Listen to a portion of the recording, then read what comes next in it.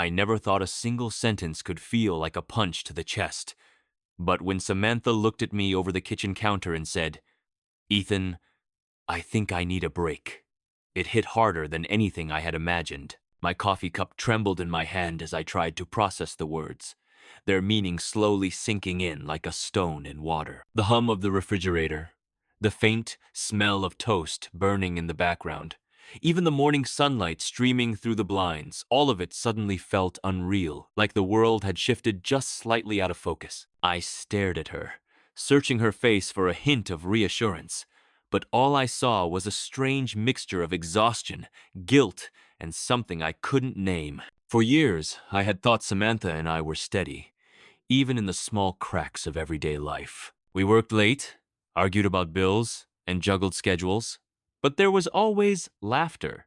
The quiet moments of holding hands on the couch and the way she rested her head against my shoulder when life became heavy. Yet now, those memories felt fragile, like glass, threatening to shatter at the slightest touch. I wanted to ask her why, to plead, to beg for a reason, but the words lodged in my throat. A break? From us? From me? I finally managed, my voice rough and unsteady. She nodded, her eyes brimming with a mixture of apology and something distant, almost foreign. The rest of the morning passed in a blur. I tried to go through the motions, making breakfast, feeding the dog, checking emails, but every sound, every movement felt filtered through a lens of disbelief. Her presence, usually a comforting hum in the background of my life, was now a reminder of absence. I found myself replaying every conversation from the past few months. Every moment she had seemed distracted or withdrawn, searching desperately for a clue I might have missed. The uncertainty was gnawing, a persistent ache that refused to be soothed. By afternoon, the initial shock had transformed into a restless, simmering anxiety. I walked around the house, touching things I hadn't noticed in years. The photo frames, the little trinkets she had collected, the calendar on the fridge marked with our plans. Everything seemed smaller, muted, as though the walls themselves had absorbed her distance and were reflecting it back at me. I imagined her in some other place, somewhere she couldn't be reached, doing something she hadn't told me about. My thoughts spiraled, each one darker than the last, leaving me clenching my fists and pacing the floor like a caged animal. That evening, I tried to reach her by phone, but she didn't answer. A gnawing suspicion began to creep in, the kind you try to ignore but which grows stronger the longer you resist it. I thought about her tone, the way her eyes avoided mine, the subtle hesitations in her words that morning. Something wasn't right. This wasn't just a break. I didn't know what it was yet, but my gut told me that it had nothing to do with space or reflection. There was a secret hiding behind her distance, and I had no idea what it might be. Sleep didn't come that night. I lay in bed staring at the ceiling, listening to the faint creaks of the house settling, every sound amplified by my racing thoughts. Memories of small arguments flickered like strobe lights in my mind, each one twisting into something sinister I hadn't imagined before. I thought of every shared joke, every quiet night on the couch, every time she had smiled at me, and a cold dread began to spread through my chest. It wasn't just heartbreak. I was starting to feel like I had been living in a carefully constructed illusion, and now the truth was slipping through the cracks. The next morning, I went for a walk, trying to clear my head. The neighborhood was quiet, the early frost glinting on parked cars and grass blades. I noticed the neighbors pulling open their blinds, glancing out suspiciously, and something about the way one of them lingered caught my attention. A subtle shift in body language, a momentary hesitation before they ducked back out of sight. It was enough to make my skin prickle. I couldn't explain it, but a thought burrowed into my mind, persistent and unwelcome. Maybe Samantha's break wasn't what she was telling me. Maybe there was something more, something she was actively hiding. By the time I returned home, the unease had transformed into a gnawing obsession. I couldn't sit still, couldn't focus on work, couldn't even talk to Liam, our dog, or the walls of my home, without replaying Samantha's words over and over. I felt trapped in my own life, watching it fracture before me without a clue how to stop it. And as I walked past the window toward the living room, I caught a flicker of movement outside, a shadow crossing the neighbor's security camera mounted across the street. Something in me stirred a mix of fear and determination, and I realized that whatever the truth was, I was going to find it. The break wasn't just an absence. It was a doorway to the secrets she had been hiding. The days following Samantha's announcement felt like walking through a fog. I went through the motions of work, grocery shopping, and small household chores, but everything was filtered through a lens of suspicion and unease. The house felt emptier than ever, every room echoing her absence in a way that made the walls themselves seem accusatory. I caught myself replaying her words over and over, analyzing her tone, her pauses, the way her eyes had darted away from mine that morning. Every detail became a potential clue, and yet, instead of clarity, I felt only a growing knot of anxiety tightening in my chest. I started noticing things I hadn't paid attention to before. The neighbor's curtains shifting at odd times, the soft hum of motion-detecting lights outside, the way a car I didn't recognize parked down the street just long enough to vanish before I could see it clearly. My gut told me that Samantha's break wasn't just about distance, it was about deception, a secret she was hiding from me. I tried to dismiss it as paranoia, but the instinct gnawed at me relentlessly, forcing me to obsess over details that once would have seemed mundane. Every shadow, every half-smile from a passerby, became a possible piece of the puzzle I desperately needed to solve. Sleep was impossible. Every time I closed my eyes, I imagined Samantha with someone else, somewhere else, smiling in ways I wasn't allowed to see. I questioned myself endlessly. Had I missed signs? Had I failed as a husband? Had I done something to push her away without realizing it? The mental exhaustion was relentless, a constant background noise that made focusing on anything else nearly impossible. Even during meals, I would catch myself staring at the empty side of the table where she had sat, her absence a sharp and unrelenting reminder of the growing void between us. One evening, as I walked past the window that faced our neighbor's driveway, I noticed something unusual. Their security camera, usually pointing toward the street, seemed angled differently, almost as if someone had moved it. My heart lurched at the thought. Could it be a coincidence, or had someone inadvertently recorded something they weren't supposed to? I stood frozen for several moments, watching the flickering glow of the camera indicator light, feeling a surge of both fear and curiosity. That small blinking dot felt like the key to the truth I had been chasing, though I had no idea what it might reveal. Unable to stop myself, I decided to ask our neighbor casually about the camera.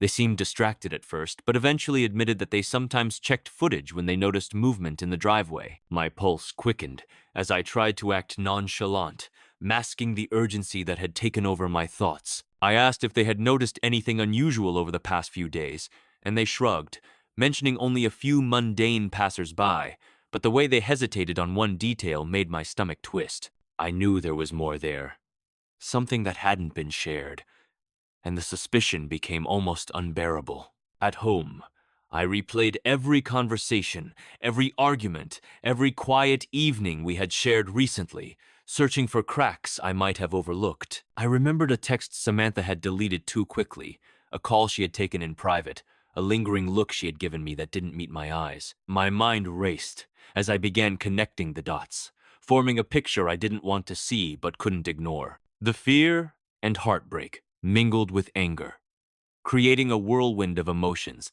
that left me drained yet obsessively fixated. I needed proof. I needed the undeniable truth before confronting her. Late that night, I found myself outside our neighbor's property, pretending to check the mailbox while sneaking glances at the security camera. Each frame I imagined Samantha, walking, talking, smiling, made my stomach churn. I felt both guilty and desperate, trapped between wanting to know and fearing what I might discover. The air was sharp and cold, each breath visible in the dim streetlight, and the silence of the night amplified the tension pressing down on me. I realized that by the time morning came, I wouldn't be able to rest without confronting the reality of what was happening. The next day, my resolve hardened. I would find a way to see the footage, to confirm or dispel the growing fear inside me. Every hesitation, every doubt only strengthened the urgency. I couldn't allow myself to remain in the dark any longer. Something about Samantha's behavior, combined with the subtle clues I was piecing together, screamed of deception. And deep down, I knew that when I finally discovered the truth, my life would change forever. The break wasn't what it seemed. The day I finally got access to the neighbor's security camera footage is etched into my memory like a scar I can't erase. My hands shook as I logged in, my pulse hammering in my ears, every instinct screaming at me to turn away. But I couldn't. Every ounce of my being demanded that I see the truth for myself, that I either confirm my fears or be haunted by uncertainty forever. The first few frames were mundane cars driving by, pedestrians, walking dogs, but then I saw her. Samantha, smiling, laughing, leaning close to a man whose presence immediately triggered a knot of dread in my stomach. It didn't take long for the footage to confirm everything I had feared. She wasn't just spending time outside the house or talking to someone casually, she was intimate with him. They were at a cafe, close and familiar, touching hands, whispering, laughing. In a way I had only imagined her laughing with me. I felt bile rise in my throat, my knees weakening as the realization settled over me like a storm cloud. The home we had built, the trust I had given her, the life we shared, it all felt like it had been built on sand, and I had been blind to the tide that was about to wash it all away. I replayed the clip again, desperately hoping I had misread something, that maybe this was a misunderstanding. But there was no ambiguity, no question, nothing to reinterpret. Every frame screamed betrayal. The man's familiarity with her movements, the ease of their laughter, the way she rested her head on his shoulder, it was intimate in ways that left no room for denial. My chest tightened, and I had to lean against the counter to keep from collapsing. This wasn't just a break, and it wasn't just distance. It was a lie, a carefully crafted illusion to hide an affair I hadn't suspected existed. Anger came next, raw and unrelenting. I thought of all the nights I'd worked late to support us, all the weekends I had spent running errands or taking care of the house, the small sacrifices I had made to keep our life comfortable. And all the while, she had been deceiving me, building a secret world behind my back. The betrayal wasn't just emotional, it was tangible. A knife twisting in a wound that had been growing since the moment she told me she needed a break. I wanted to scream, to confront her immediately, but I knew I had to process this first. I needed clarity, evidence beyond the screen, something irrefutable. I started piecing together other signs I had ignored, now painfully obvious in hindsight. The late nights on the phone, she claimed, were work calls. The sudden desire for time alone, the vague excuses about errands or visiting friends. Each was a thread in a tapestry I had failed to notice. The subtle change in her scent when she returned from these outings, the way she seemed distracted, distant, it all clicked into place like a puzzle finally completed. The truth I had feared and suspected was not only real, it was deliberate, orchestrated with care to hide the full extent from me. Sitting alone in our living room, the footage still playing on my laptop, I felt a mixture of heartbreak and resolve. My hands tightened around the edge of the table as tears burned my eyes. Not just from sorrow, but from the humiliation of realizing how carefully I had been deceived. I thought about all the times I had trusted her implicitly, all the moments I had let my guard down, and I felt both furious and hollow. Every plan, every dream I had for us, now seemed fragile, tainted by the hidden reality that had been building in the shadows. But amid the despair, a spark of determination flickered. I couldn't let this go unanswered. I needed to confront Samantha, to demand the truth directly, armed with what I had witnessed. I needed her to see the weight of her betrayal and understand the consequences of her choices. And more than anything, I needed to reclaim the clarity and dignity that her deception had stolen from me. That evening, I waited until Samantha returned, pacing the living room with a restless energy I could no longer contain. The footage burned in my mind, vivid and undeniable, shaping every word I rehearsed, every question I planned to ask. I knew that by the time this confrontation ended, nothing would ever be the same. Trust had been shattered, and the life I had believed we shared was now fragile, uncertain, and exposed. And yet, I realized one thing with terrifying clarity. I would not let her lie destroy me, not without facing the full truth and demanding accountability for every moment of deceit. When Samantha finally walked through the front door that evening, I could feel the air in the house thicken, as if it too was holding its breath for what was about to happen. She smiled faintly. Tired from work, oblivious to the storm that had been building inside me all day. I watched her hang her coat, noting the slight tremor in her hands and the way her eyes darted nervously to the living room. Something told me she already knew I had seen more than I should, though I hadn't said a word yet. Every instinct screamed at me to explode, but I forced myself to remain calm, knowing that once I confronted her, there would be no turning back. "Can we talk?" I asked, my voice steady despite the chaos inside. Samantha froze, her posture stiffening, her hands gripping the edge of the counter. The faint color drained from her face, and for the first time, I saw genuine fear behind her usual composure. "About what?" she asked, a brittle tone layered with defensiveness, but her eyes betrayed her uncertainty. I felt a chill as I realized this confrontation would not be simple. Her careful distance had prepared her for evasion, but I wasn't leaving room for lies. I laid the laptop on the coffee table, flipping it open with deliberate precision. The footage was ready, and I made sure she could see it. "I saw everything," I said, my voice rising slightly as I gestured toward the screen. Her breath caught, and a flicker of panic passed across her face, fleeting but unmistakable. Ethan, I can explain," she started, but I cut her off, unable to tolerate the rehearsed excuses I had imagined in my mind for weeks. "Explain what? That you've been lying to me, that you've been hiding an entire life behind a screen. I need the truth, Samantha, all of it. Right now."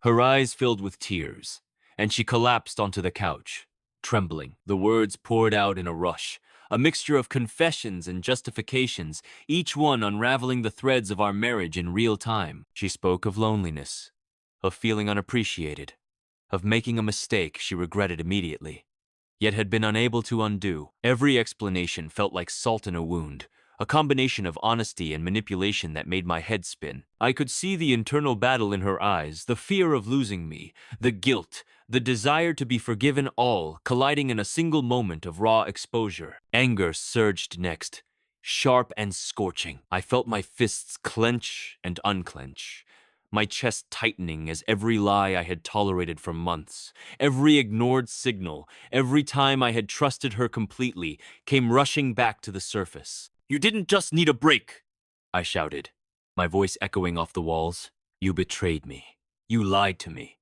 You made me believe I was imagining everything while you were building something else behind my back." Her body shook as she tried to meet my gaze, but I could see the shame and regret weighing her down.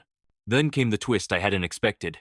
Between sobs, Samantha admitted that the other man wasn't someone she had been seeing romantically at first, but a colleague who had been offering emotional support during a period of confusion and doubt. The line between friendship and betrayal had blurred, and she had chosen to keep it from me, fearing my reaction.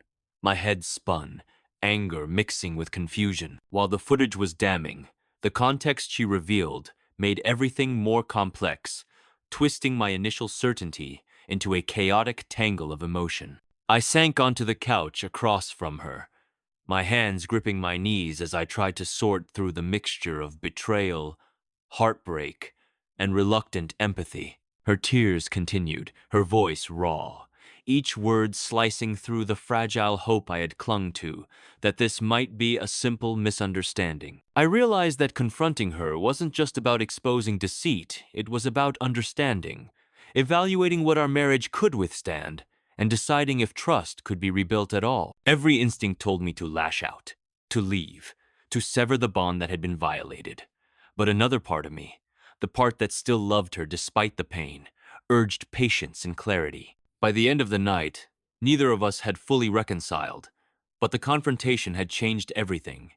The lies were exposed, the truth acknowledged, and the raw emotional terrain laid bare. We both sat in silence, the hum of the house amplifying our shared heartbreak. I realized that what came next would require honesty, rebuilding, and perhaps forgiveness, but that the first step had been taken. The truth was no longer hidden behind shadows. And in that silence, I understood that the night's revelations would define the next chapter of our lives, whether together or apart, and that the storm had only just begun to settle. The morning after our confrontation felt heavy, almost unreal. Samantha and I sat across from each other at the kitchen table. the air thick with exhaustion, remorse, and the lingering tension of unspoken questions. The laptop still sat open, the footage a silent witness to the betrayal that had nearly shattered our marriage. I took a deep breath, trying to steady my racing heart, knowing that today would determine whether we could salvage anything or if this was the definitive end. Every glance, every hesitant movement carried the weight of the previous night's revelations, and I felt the fragile balance of our relationship teetering on the edge. Samantha spoke first, her voice quiet but trembling. She admitted that while the colleagues' intentions had started as friendship, her decision to keep it secret had spiraled into a web of lies she couldn't escape. "I was afraid," she said, tears slipping down her cheeks. "Afraid of losing you, afraid of being judged, afraid of everything I'd done wrong." Her words hit me with a mix of anger and sorrow. I had been blindsided, yet hearing her vulnerability also sparked a reluctant empathy. I realized that while she had betrayed my trust, she was not entirely malicious fear, and poor decisions had guided her actions, not cruelty. I let her words settle for a moment before speaking, my own voice firm yet laced with emotion. "Samantha, this isn't just about fear. This is about honesty, about the foundation of our marriage. You lied, and it almost destroyed everything we built. I need to know, can we rebuild that trust, or is this the line we can't cross?" The silence that followed was deafening. She looked down at her hands, wringing them nervously, then finally met my gaze. The intensity in her eyes, guilt, fear, and hope, all at once made my chest ache with the weight of decision. I decided that this was also a moment for accountability. I reminded her that secrets, even small ones, could grow into something destructive if left unchecked. "You hid this, Samantha. You let it fester. Do you understand what that did to me? To us?" My tone softened slightly as I added, "I need to see action. Proof that honesty will come first from now on, not just words." She nodded, a shiver running through her, as if the gravity of the situation finally landed fully on her shoulders. It was a tense, fragile truce, but it was a start, a first step toward either reconciliation or closure. In the days that followed, we faced the fallout together. Samantha committed to complete transparency, allowing me to ask questions and express emotions without judgment. The colleague was no longer a presence in our lives, and boundaries were reestablished. Trust, once fractured, began the slow, painstaking process of rebuilding. There were tears, arguments, and moments of doubt, but there was also progress, a tentative hope emerging from the ruins of betrayal. Every honest conversation felt like a brick laid carefully in the foundation of a new beginning. I also found a sense of empowerment I hadn't realized I was missing. Watching the footage had been horrifying, but it had also given me clarity and control. I knew exactly what had happened, and I could confront it head on. For the first time, I recognized that betrayal doesn't have to define you, your response does. I could choose resentment and destruction, or I could choose action, honesty, and the possibility of growth. The choice was mine, and in that moment, I chose to reclaim my life without relinquishing my dignity. By the time a week had passed, Samantha and I had established a new rhythm, fragile but hopeful. We spent hours talking about our feelings, our mistakes, and the ways we could protect each other from repeating the past. Even the simplest moments, a shared cup of coffee, a laugh over a silly memory, Liam's story about a dog at the park felt tinged with a new depth. I realized that our marriage was no longer built on assumptions or unspoken expectations, but on deliberate, conscious effort. It was a partnership forged through honesty, however painful, and that gave me a cautious sense of optimism. Finally, I sat alone that evening, reflecting on the tumultuous week.